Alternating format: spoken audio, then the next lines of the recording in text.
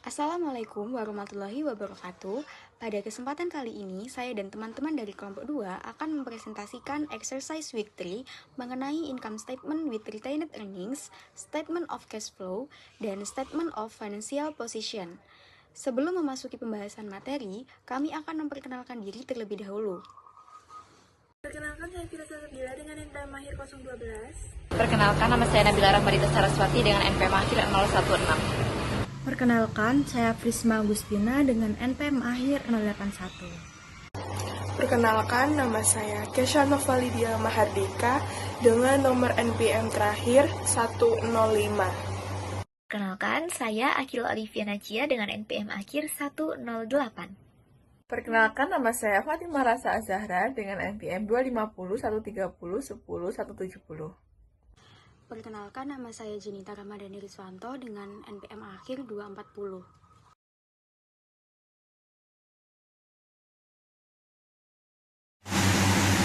Baik, saya akan menjelaskan jawaban dari soal pertama, yaitu mengenai laporan income statement yang sudah saya dan rekan saya buat. Saya akan menjelaskan bagian dari income statement dari perusahaan TAO Ltd pada bulan Desember 2022. Bagian pertama yaitu ada net sales atau penjualan bersih sebesar $1.200.000 dan nilai ini menunjukkan total pendapatan yang diperoleh perusahaan dari penjualan produk selama periode tersebut. Selanjutnya, terdapat cost of goods sold atau harga pokok penjualan sebesar $780.000. Biaya ini merupakan biaya yang dikeluarkan perusahaan untuk memproduksi atau memperoleh barang yang dijual. Jika net sales dikurangi cost of goods sold, maka diperoleh gross profit atau laba kotor sebesar $420.000. Laba kotor ini menunjukkan keuntungan perusahaan sebelum memperhitungkan biaya operasional lainnya.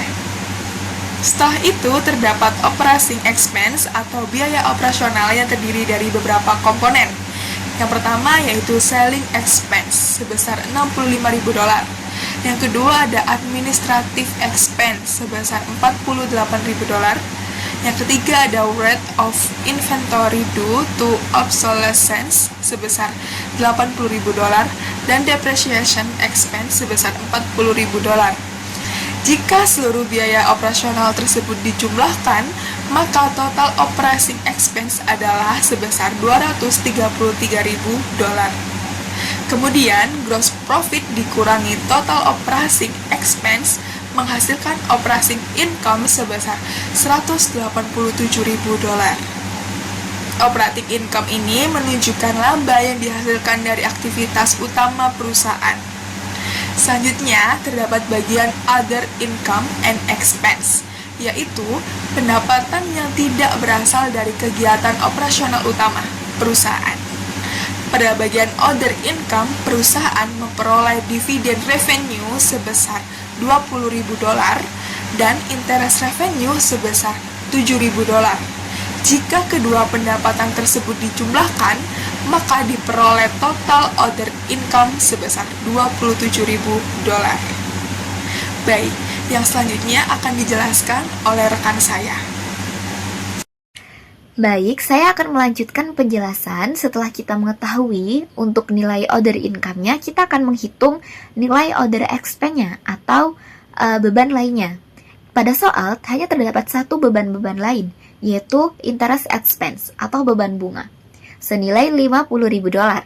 Nah, karena di sini beban bunga dan dia itu mengurangi kas, maka pada laporan laba rugi ini kita kurangkan. Jadi, other income sebesar $27.000 kita kurangi dengan interest expense sebesar $50.000. Maka akan mendapatkan hasil $23.000 dan kita masukkan ke dalam non-operating expense. Kemudian, langkah selanjutnya kita akan mencari berapa income before tax atau pendapatan sebelum pajaknya dengan mengurangkan operating income dikurangi dengan non-operating expense.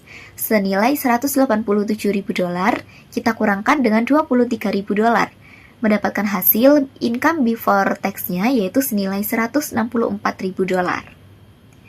Nah, karena pada soal ini diketahui terdapat pajaknya sebesar 34%, maka kita akan menghitung juga untuk pajaknya, yaitu 164.000 kita kalikan dengan pajak 34%.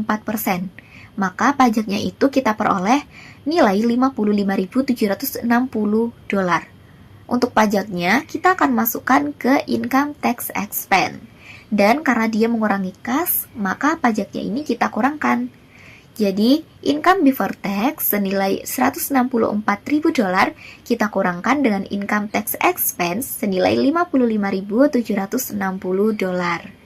Maka kita akan mendapatkan hasil net income atau laba bersihnya sebesar 108.240 dolar. Jadi setelah kita menghitung laporan laba ruginya, kita mendapatkan hasil akhir untuk pendapatan bersih setelah pajaknya yaitu 108.240 dolar. Nah, karena pada soal juga kita ketahui adanya earning per share yaitu sebesar 60.000 dolar, maka kita akan menghitung untuk earning per share-nya sendiri, yaitu dengan rumus EPS sama dengan net income kita bagi dengan jumlah sahamnya. Net income-nya tadi yaitu 108.240 dolar kita bagi dengan jumlah saham yaitu 60.000 dolar. Maka akan mendapatkan hasil EPS atau earning per share yaitu 1,80. Satu saham di sini dapat menghasilkan laba sekitar 1,80 dolar. Baik, di sini saya akan menjelaskan mengenai retained earnings statement atau laporan laba ditahan. Nah, jadi laporan laba ditahan ini merupakan laporan keuangan yang menunjukkan perubahan akumulasi laba bersih perusahaan yang tidak dibagikan sebagai dividen, melainkan diinvestasikan kembali dalam bisnis selama periode tertentu. Nah, jadi komponen yang terdapat di laporan laba ditahan ini terdapat laporan laba ditahan awal, kemudian ada net income, kemudian ada dividen, dan yang terakhir adalah laporan laba ditahan bagian akhir. Nah, jadi caranya itu yang pertama kita menuliskan ulang laporan laba ditahan yang awal yaitu sebesar 980.000. Kemudian ada net income dan dividennya ini dijumlah menghasilkan 63.240 rupiah. Nah, selanjutnya dari hasil laporan laba ditahan yang awal dijumlah dengan increase in retained earnings ini tadi menghasilkan 1.043.240.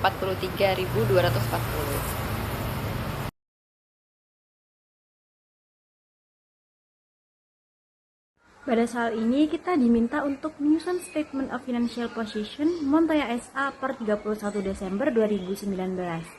Laporan ini menunjukkan posisi keuangan perusahaan pada tanggal tersebut yang terdiri dari aset, liabilities, dan equity. Berdasarkan data akun yang diberikan pada soal, akun-akun tersebut kemudian dikelompokkan sesuai klasifikasinya dalam laporan posisi keuangan. Selanjutnya saya akan menjelaskan bagian pertama yaitu aset. Pada bagian aset ini dibagi menjadi dua kategori utama yaitu non-current asset dan current asset. Yang pertama adalah non-current assets, yaitu aset jangka panjang yang digunakan perusahaan lebih dari 1 tahun. Bagian ini terdiri dari properti, plant, dan equipment, yaitu land sebesar 480.000 yang tidak mengalami penyusutan. Kemudian building sebesar 1.640.000 dikurangi accumulated depreciation sebesar 270.200 serta equipment sebesar 1.470.000 dikurangi accumulated depreciation sebesar 292.000 sehingga total property, plant, dan equipment adalah 3.027.800. Selain itu, terdapat goodwill sebesar 125.000 yang merupakan aset tidak berwujud. Dengan demikian, total non-current assets adalah 3.152.800. Selanjutnya adalah current asset, yaitu aset yang dapat dicairkan atau digunakan dalam waktu 1 tahun. Komponennya terdiri dari cash sebesar 360.000, trading securities 121.000, notes receivable 445.700, income tax receivable 97.630, inventory 239.800, dan prepaid expense yaitu 87.920. Sehingga total current assets adalah 1.352.050. Dengan demikian, total aset perusahaan adalah 4.504.850.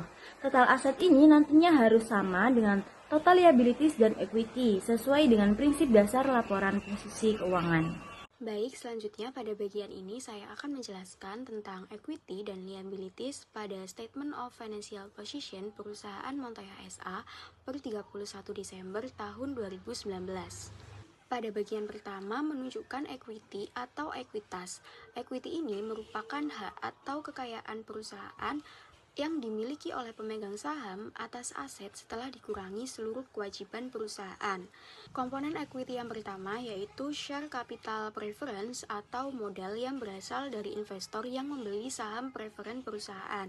Biasanya, saham ini memiliki prioritas dalam pembagian dividen dibandingkan dengan saham biasa.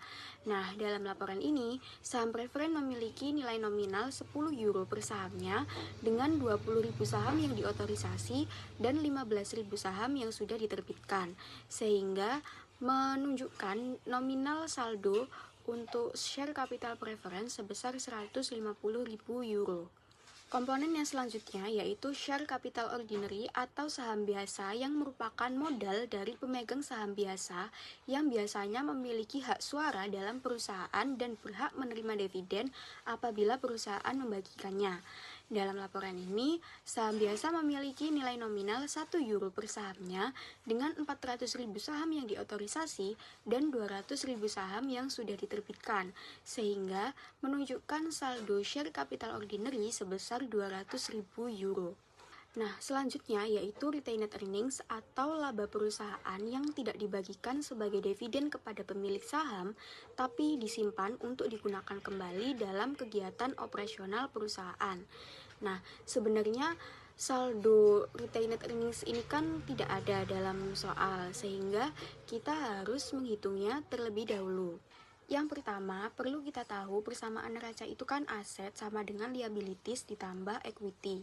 Jadi, untuk mencari saldo retained earnings yang menjadi salah satu komponen dalam equity, kita perlu mencari total equity-nya terlebih dahulu dengan mengurangkan antara aset sebesar 4.504.850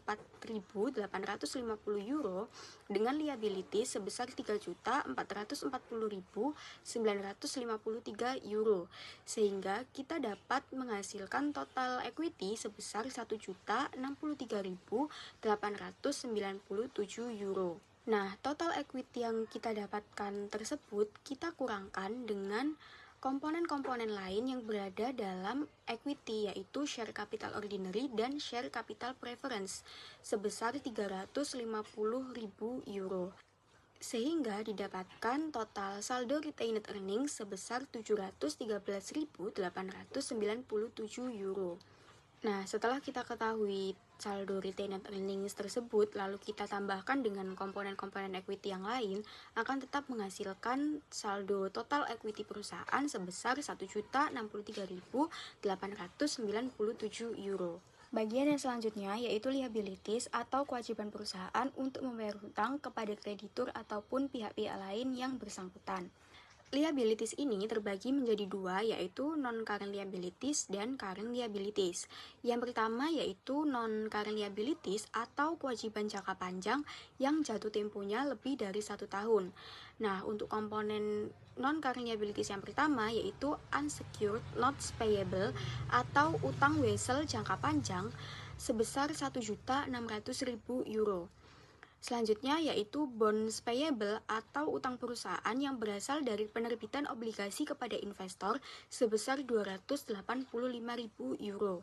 Dan yang terakhir yaitu long term rental obligations atau pembayaran sewa jangka panjang yang harus dibayar perusahaan di masa mendatang sebesar 480.000 euro. Sehingga jika kita totalkan komponen dari non-current liabilities menghasilkan nominal sebesar 2.365.000 euro.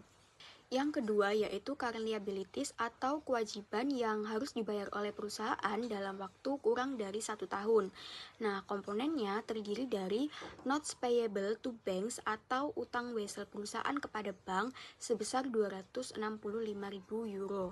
Lalu accounts payable atau utang perusahaan kepada pemasok atas pembelian barang maupun jasa secara kredit sebesar 490.000 euro.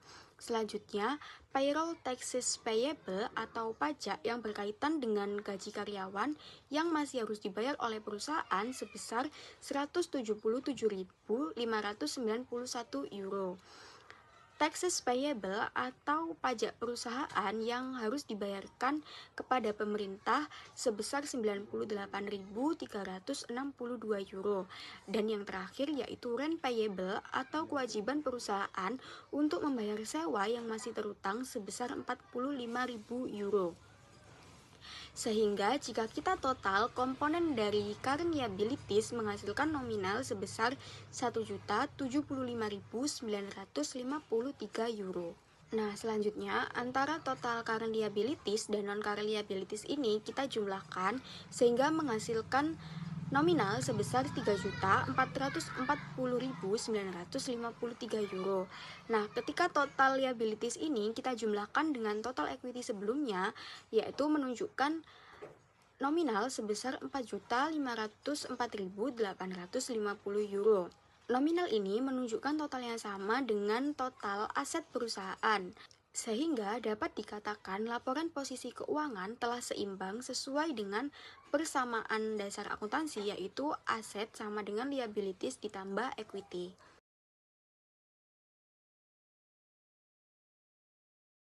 Tentang statement of cash flow dari perusahaan Lopez untuk tahun yang berakhir pada tanggal 31 Desember 2022. Laporan arus kas ini menunjukkan aliran kas perusahaan yang dibagi menjadi 3 aktivitas utama, yaitu operating activities, investing activities, dan financing activities. Pertama adalah arus kas dari aktivitas operasi terlebih dahulu. Diketahui bahwa net income atau laba bersih perusahaannya adalah sebesar $34.000. Kemudian dilakukan beberapa penyesuaian nih untuk mengubah laba bersih menjadi kas bersih dari aktivitas operasi. Yang pertama penyesuaiannya adalah depreciation expense sebesar $6.000 ditambahkan karena penyusutan itu tidak mengeluarkan kas. Kemudian yang kedua ada increase in accounts receivable sebesar $3.000 dikurangkan karena kenaikan piutang, berarti ada penjualan nih yang belum diterima kasnya. Kemudian increase in accounts payable sebesar $5.000 ditambahkan karena perusahaan itu menunda pembayaran kewajiban sehingga kas masih tersimpan. Setelah semua penyesuaian tersebut diperoleh, net cash profit by operating activities sebesar 42.000. Baik, selanjutnya pada aktivitas investasi, perusahaan menunjukkan komitmen pertumbuhan dengan melakukan pembelian peralatan senilai $17 karena tidak ada penjualan aset tetap di tahun ini. Maka terdapat arus kas keluar bersih sebesar $17.000 untuk keperluan ekspansi aset. Nah, untuk pada aktivitas pendanaan, Lopez Inc. melakukan 2 langkah strategis. Yang pertama, perusahaan berhasil menghimpun dana melalui penerbitan saham biasa senilai $20.000. Di sisi lain, perusahaan juga tetap mendistribusikan keuntungan kepada pemegang saham melalui pembayaran dividen sebesar $13.000. Maka aktivitas pendanaan memberikan kontribusi surplus kas sebesar $7.000. Nah, sebagai kesimpulan, selama tahun 2022, terdapat kenaikan bersih kas sebesar $32.000. Jika kita tambahkan dengan saldo kas awal tahun sebesar $13.000, maka diperoleh saldo kas akhir sebesar $45.000. Angka ini telah terverifikasi dan sesuai dengan saldo kas yang tercantum pada laporan posisi keuangan per 31 Desember 2022. Secara keseluruhan, Lopez Inc. berada dalam posisi likuiditas yang sangat baik. Sekian materi yang dapat kami sampaikan. Semoga tayangan ini dapat memberikan manfaat bagi kami agar dapat lebih memahami materi yang telah disampaikan maupun bagi para pendengar. Kami ucapkan mohon maaf apabila ada kesalahan ataupun kekurangan dalam penyampaian, dan terima kasih atas waktu dan perhatian yang telah diberikan. Wassalamualaikum warahmatullahi wabarakatuh.